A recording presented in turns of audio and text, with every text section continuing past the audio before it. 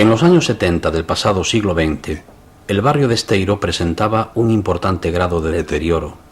Las casas apenas cumplían las mínimas necesidades de salubridad e higiene. Predominaban las viviendas húmedas y muy pequeñas para las amplias familias de una época con alto índice de natalidad. En ocasiones, los edificios amenazaban ruina. El barrio de Esteiro había nacido 2 siglos antes, a mediados del XVIII, para albergar a los obreros del astillero impulsado por los monarcas ilustrados. En una ciudad en continua expansión, tras el crecimiento hacia el ensanche en los años 50 y 60 y el proyecto de un nuevo barrio en Caranza, Esteiro pasaba de una situación de marginalidad a ser considerado zona céntrica. La revalorización de los terrenos atrae la especulación, por lo que se desecha una política de ayuda a la rehabilitación. Se piensa en destruir el barrio para reedificarlo, al tiempo que se facilita el traslado de sus habitantes a los nuevos edificios de Caranza.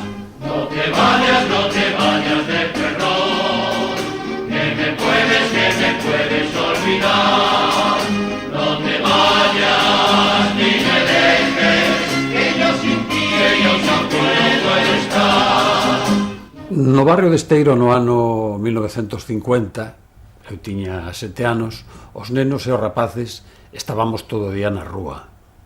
Os nenos xogábamos na rúa e no campo de batallóns, que non tiñan nada que ver con ese campo de batallóns cheo de cemento que é hoxe, pero daquela era un verxel. Ali iban as mulleres a tender a roupa, a poñela a clareo, a poñela a secar e os nenos a xogar. E ademais, os outros nenos xa maiores, os rapaces, os que aos 14 anos non tiveran a sorte de entrar en Bazán, andaban ao rapateo, é dicir, collían un saco e ian por todo o Ferrol, pero fundamentalmente polo campo de batallóns onde se tiraba todo o escombro, a buscar cachiños de metal, de bronce, de plomo, en fin, de calquera cousa, para vender nas moitas chatarrerías que había no barrio de Esteiro. No llores, paloma mía, no llores que volveré, tan pronto a La Habana llegue, paloma mía, porque te escribiré. En Esteiro fun a única escola, a escola de Don Justo e Dona Carmen. Don Justo era un oficial da República que como perdedor pois quedou sin traballo e montou unha escola. E a súa muller dábanos clase aos nenos pequenos e el preparaba aos rapaces de 13, 14 anos para entrar en Bazán. Estaba na mesma rúa onde eu nacín, na rúa de San Fernando, Fernando VI.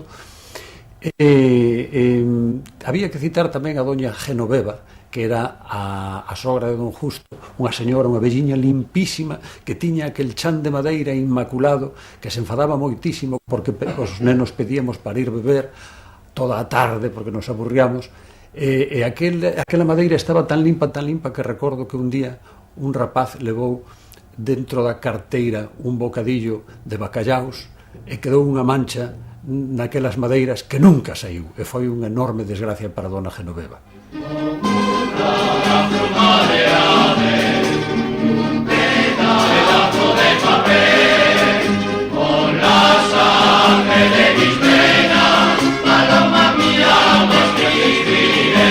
Os adultos xuntábanse nos bares, que había moitos.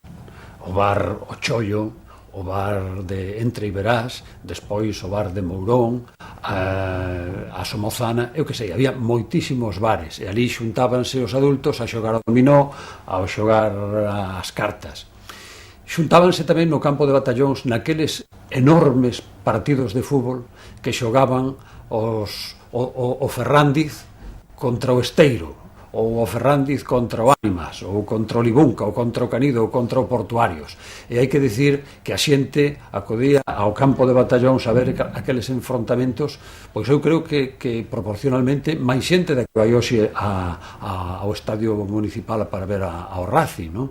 E vivíase con unha intensidade tremenda. Cando chegaba as festas de San Pedro e outras así sinaladas, moitas familias de Esteiro marchábamos a pasar o día ao Cadaval, a Entre Ríos, ao Seixo, cunha empanada, con carne asada, cos garrafós de viño, e cantábamos, claro que cantábamos toda a tarde, e por eso se cantaba tamén en Ferrol, é unha canción típica desas festas, pois podería ser esa tan coñecida en Ferrol que di que allá en el río de la Sardina una columna llovía acampar, los socios eran del Club del Crollo que al Soto iban a merendar.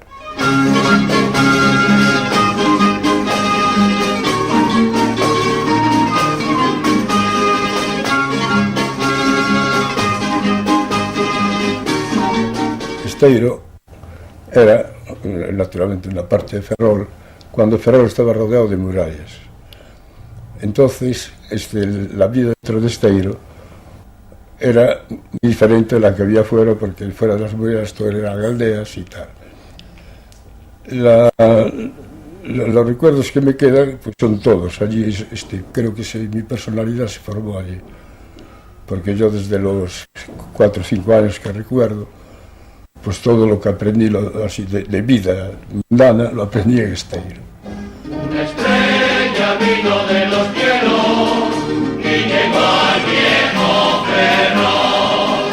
Admiró lo bello entre lo bello y en el barrio se quedó. Dentro del barrio había diferentes tipos de vida según la calle donde se vivía.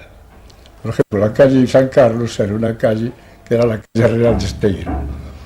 La calle San Sebastián, San Pedro, San Nicolás y Ánimas, predominaba el personal obrero que trabajaba. Y que en San Carlos pues ya había una mezcla de gente que era de la administración y nos conocíamos todos.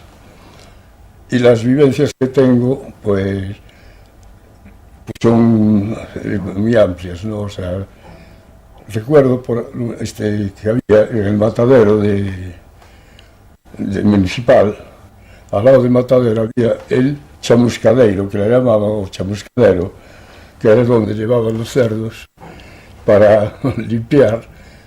Se chamuscaban, como se hacen los campesinos, con braña y tal. Se les secaba las uñas, que aquí nosotros comíamos la parte de dentro, que era muy sabrosa. Pues allí aquello hacía de ateneo para toda la juventud, comprendida entre 8, 9 años hasta 20 años. Ya se puede imaginar uno lo que aprendía allí uno de la vida, ¿no? O sea, que entrabas siendo un niño que no sabías un carajo de nada y de repente estabas mezclados ahí con todo lo bueno y lo malo, pero que yo considero que eso para mí fue beneficioso en la vida real. Por lo demás, se jugaba en la calle de una forma... La vida, el niño era feliz, a pesar de las necesidades que había, porque jugaba con libertad, no hacía más que salir de casa y salir a campo de batallones, a ese sitio que digo yo, al Chamuscadeiro, a San Fernando a bañarse, a tirarse ahí de cabeza al mar y diciéndole a los que venían de la lancha en lugar que tirasen unas monedas para bucearlas. Estoy hablando que eso es común, eso fue común, esa forma de vivir, hasta casi empezar, un poco antes de la guerra. No un poco, no, en el 36 aún se vivía de esa manera, ¿no? Y llegó al viejo Ferrol, admiró lo bello entre lo bello y en el barrio se quedó. Con cierta frecuencia pues venían a Esteiro pues, las escuadras de diversos países, la escuadra inglesa, la escuadra francesa, la alemana, y en esas escuadras pues venían, no eran 2 o 3 barcos, sino que venían de estar haciendo las maniobras y eran, pues, llenaban la vía de Ferrol. Ferrol pues tenía una calle casi completa de prostitución, una calle y media. Prostitución que era, además, estaba autorizada. Las prostitutas estaban con pastilla. Bueno, pues toda aquella gente desembarcaba, ya se sabía lo que venía, ¿no? Y si el barrio de Esteiro pues, estaba lleno de alemanes o de franceses, depende de qué escuadra llegase, ¿no? Y claro, no solo iban a eso, sino que iban a beber, bueno, y de juerga, y venían con acordeones y tal, o sea, que hacían. Y eso lo acusaba también el mercado, que se iban a la plaza y como habían que comprar los víveres, que era Ferrol sin víveres. Ferrol viejo es barrio encantador, lleno de alegría, cuna del amor, ojos de mujer, bellos y graciosos, aromas de flor. En Esteiro o que sobraban eran personaxes populares. Agora, eu teño debilidade por Dieguiño. Dieguiño era un macrocéfalo enorme, pequeniño, non medrou por culpa daquela cabeza enorme, de unha familia humilde pero moi boa familia, que el saiu así, que lle gustaba andar descalzo, que lle gustaba corretear, que lle gustaba andar libre como un paxaro,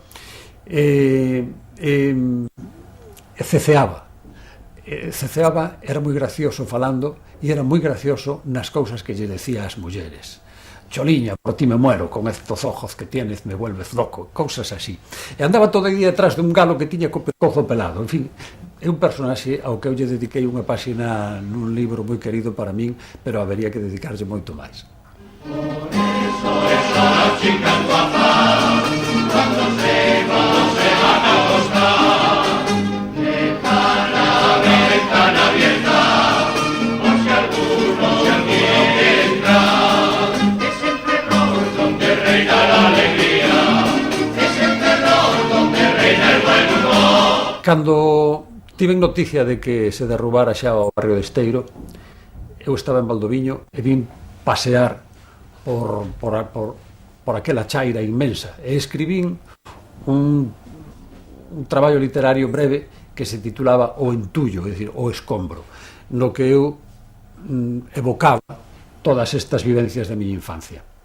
Ese Esteiro desapareceu, pero eu teño que dicir que ese Esteiro non o recoñezo en absoluto no Esteiro de hoxe. Creo que aquel Esteiro da miña infancia había que derrubalo porque era bello e caía, pero o que non entendo é que se fixera algo tan impersonal como o que se fixo, que se desaproveitase aquel barrio con tanta personalidade para facer algo tan impersonal como é o Esteiro de hoxe. Un día, aunque nos demos el tuyo, es el terror donde reina la alegría, es el terror donde reina el buen humor. No cambiaremos de carácter ningún día, aunque nos demos el niño.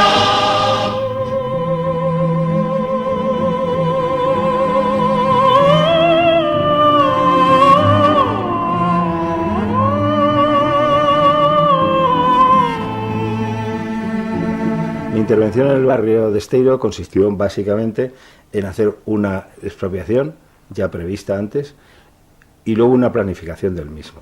De todos modos, en el transcurso de la operación surgió que una vez expropiado todo, solamente aquella zona que estaba más deteriorada se dejaron las calles que realmente estaban con un cierto carácter ya más urbano, pues el resto, una vez expropiado sobre el papel, se planteó el hecho de que aquello merecía la pena restaurarlo. No hubo sensibilidad para hacerlo, pero en el proceso ocurrió eso. Es más, se planteó incluso que el plan general que preveía la avenida de Esteiro, lo que es la actual avenida de Esteiro, pues no hacerla como tal para no cortar el barrio ni cortar el sentido antiguo del barrio, ¿no? ¿Cómo se haría? Pues por Magmaón era la vía principal. Entonces, esto, ¿qué ocurre? Que en aquel entonces, en el año 68, en los años 70, ya teníamos esa sensibilidad de mantenimiento de aquello que merecía la pena y sobre todo aquello cuya traza había surgido en un momento determinado y eran unos signos históricos del momento del mundo laboral, de los astilleros y del apoyo de Esteiro, el primer movimiento de asentamiento urbano importante.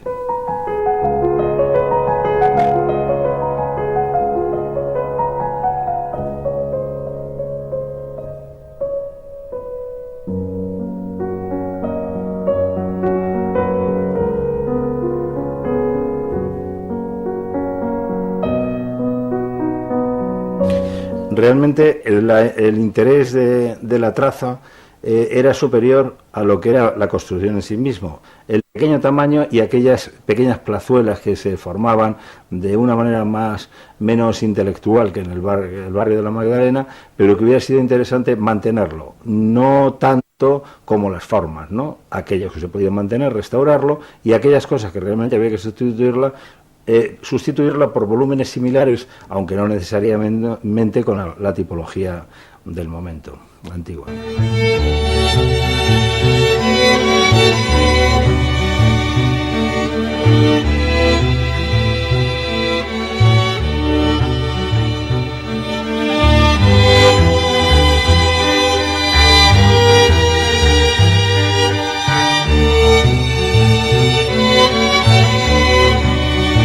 creo que no fui yo, como dije al principio, el que decidió dejar algo o poner algo, se nos dio previamente, estaba planificado ya, estaba ya en el plan general del 61 y parcialmente en el estudio previo de Esteiro. Entonces, no se hizo la demolición, entiendo que fue porque era suficientemente correcta las dos calles que nos quedaban, ¿no? Y luego lo que sí mantuvimos expresamente en el plan, y fue a posteriori, fue lo que es la Casa del Patín. Pero el resto, porque ya era un tema pues bastante peculiar, aunque no se reservó, tenía otro interés el dejar la Casa del Patín, que fuese la cabecera de una nueva modulación que luego no se contempló. Hubiera sido unas casas nuevas, porque realmente ya estaba a destruir aquello, y hubiera sido un principio de volver a construir una nave, como decía, unas piezas de calle y volumen similares a la Casa del Patín y acompañarla, porque ahora mismo queda un edificio que es bastante doméstico, queda exento, con poca entidad en sí mismo para llenar el espacio.